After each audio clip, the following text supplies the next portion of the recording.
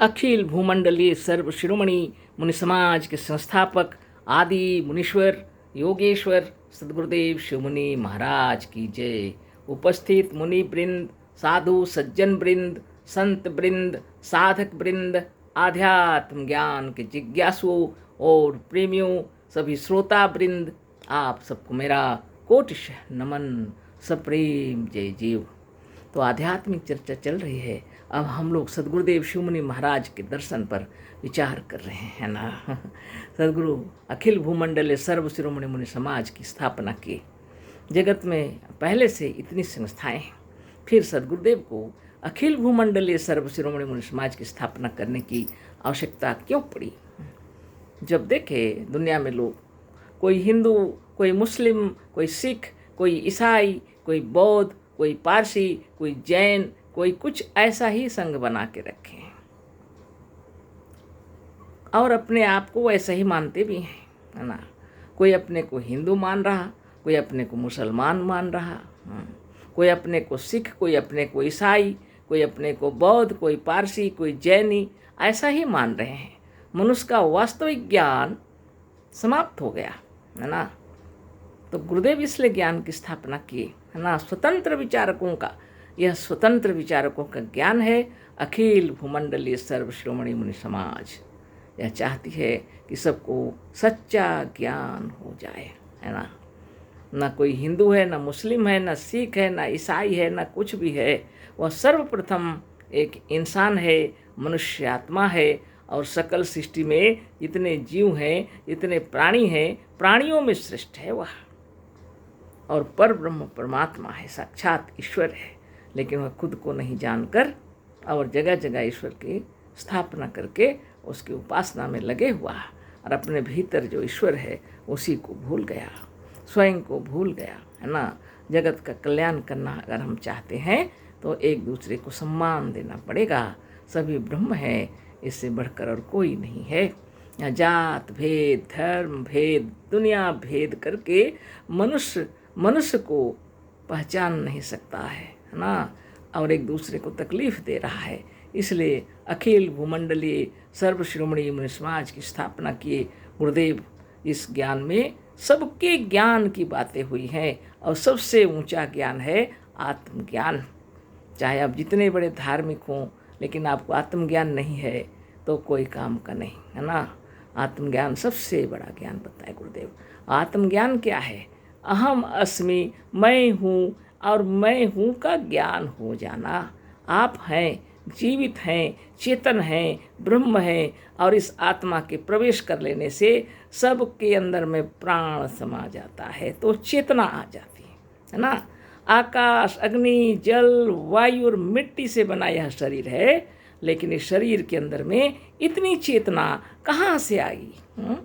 सदगुरुदेव कह रहे हैं, तुम्हारी चेतना तुम्हारे अंतर में है, और तुम जब प्रवेश कर जाओ तो आकाश, अग्नि, जल, वायु और मिट्टी में चेतनता दौड़ जाती है। बहुत बड़ी बात है। तो बहुत पहले जो वेदों में लिखा है उसको फिर उपनिषदों में लिखे, फिर उसका फिर रचना की रचनाकार, और उसी तरह बताए हैं श्रीमद् भगवत गीता में भी, है ना। भगवान वाच में लिखा है ना कि सर्वधर्मान परित्यज्य मामेकं शरणं व्रज अहम त्वा सर्वपापेभ्य मोक्षयिष्यामि मा शुचः।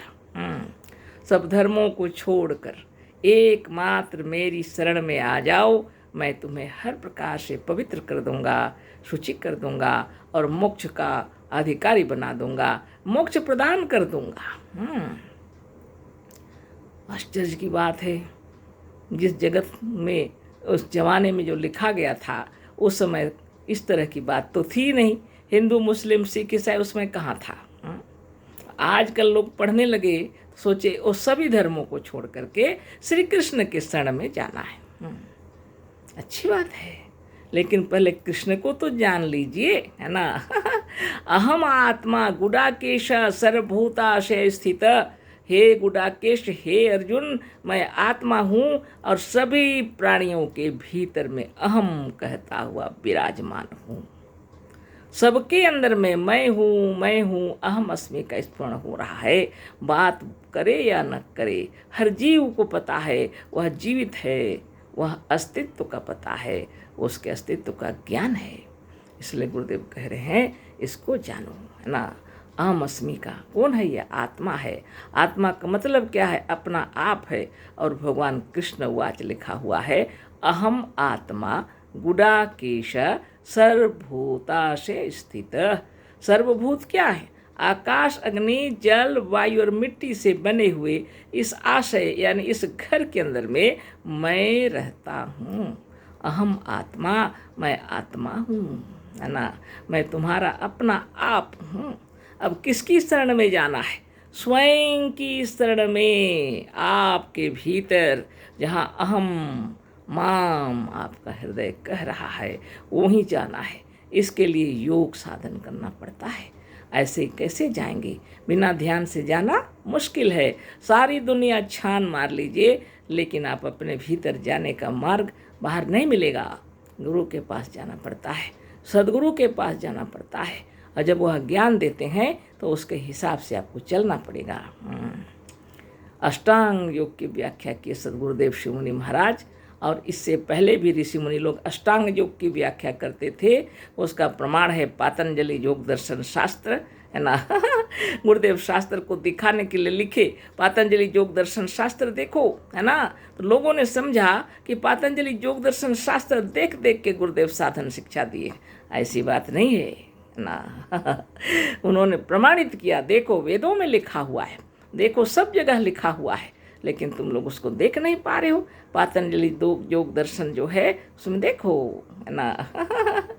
ज्ञान की बात लिखी हुई है। तो कहने का मतलब है इस आत्मा को पहचान लेंगे जिस दिन, तो ब्रह्मांड में सबसे सुखी होंगे आप, क्योंकि सभी आपको ब्रह्म दिखलाई पड़ेंगे, है ना। सभी ब्रह्म ही हैं, ऐसा ज्ञान हो जाएगा आपको। ऊंच नीच छोटा बड़ा समाप्त हो जाएगा, है ना। सभी ब्रह्म ही दिखलाई पड़ेंगे, साक्षात वही बतलाया गया है। अहम आत्मा, है ना।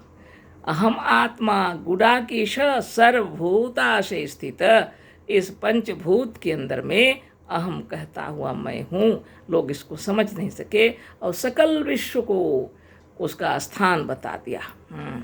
आकाश, अग्नि, जल, वायु और मिट्टी अखिल विश्व ब्रह्मांड में व्याप रहा है।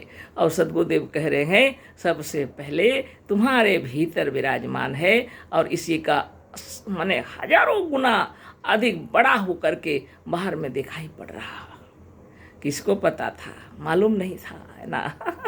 तो आपका कृष्ण आपके भीतर है, आपका खुदा आपके भीतर है, आपका यीशु आपके भीतर है। आप जिसे बौद्ध कहिए, जैन कहिए, कुछ भी महावीर कहिए, वो आपके भीतर है। चाहे वह किसी नाम से पुकारिए, वो आपके भीतर है, आपका अपना आप है। इसका जो ज्ञान बतलाते हैं उनको सद्गुरु कहा जाता है ना।